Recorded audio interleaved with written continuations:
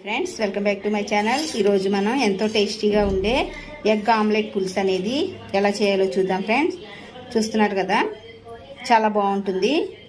మనకి కూరగాయలు ఏమీ అవైలబుల్గా లేనప్పుడు సింపుల్గా తొందరగా అవుతుంది. ఇది ఎలా చేయాలో చూద్దాం ఫ్రెండ్స్. ఎగ్ని చితగొట్టుకుందాము.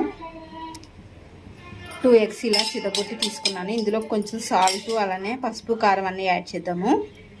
సాల్ట్, చిల్లీ పౌడర్, ఇదంతా కూడా మంచిగా కరిగేంత వరకు కూడా మంచిగా షేక్ చేసుకోవాలి.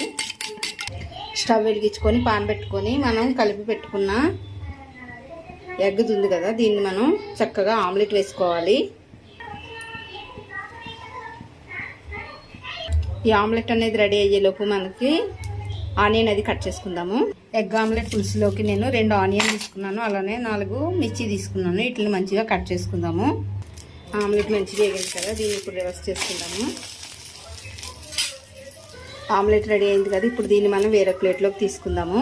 ఇప్పుడు పులుసు ఎందులో అయితే పెట్టాలనుకుంటున్నామో ఆ గిన్నె పెట్టుకొని ఆయిల్ అనేది మరిగింది కదా, ఇందులో కొంచెం మెంతులు అనేవి యాడ్ చేసుకున్నాను. మెంతులు కొంచెం వేగినాయి కదా, ఇప్పుడు ఇందులోకి మనం కట్ చేసుకున్న ఆనియన్, పచ్చిమిర్చిని యాడ్ చేద్దాము. ఇందులోకి కొంచెం కరివేపాకు కూడా యాడ్ చేసుకుంటున్నాము. ఆనియన్ వేగేలోపు మనం చింతపండు పులుపు రెడీ చేసుకుందాము. చింతపండు అనేది నేను ముందుగానే నానబెట్టుకున్నాను. దీని నుండి ఇప్పుడు మనం పులుపు అనేది రెడీ చేసుకుందాము.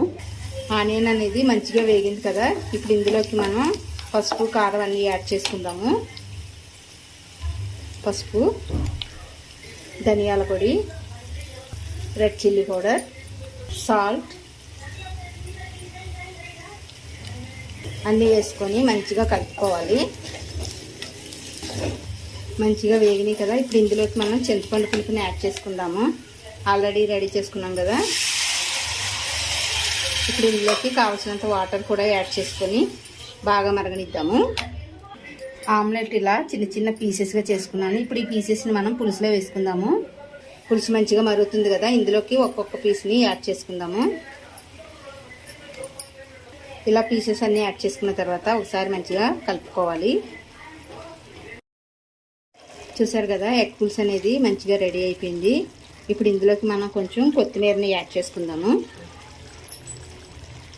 ఇది ఇలానే ఒక 2 మినిట్స్ మూత పెట్టి ఉంచుకొని సర్వ్ చేసుకోవచ్చు. మీకు కూడా నచ్చినట్లయితే లైక్ చేయండి ఫ్రెండ్స్, అలానే షేర్ చేయండి. Thank you.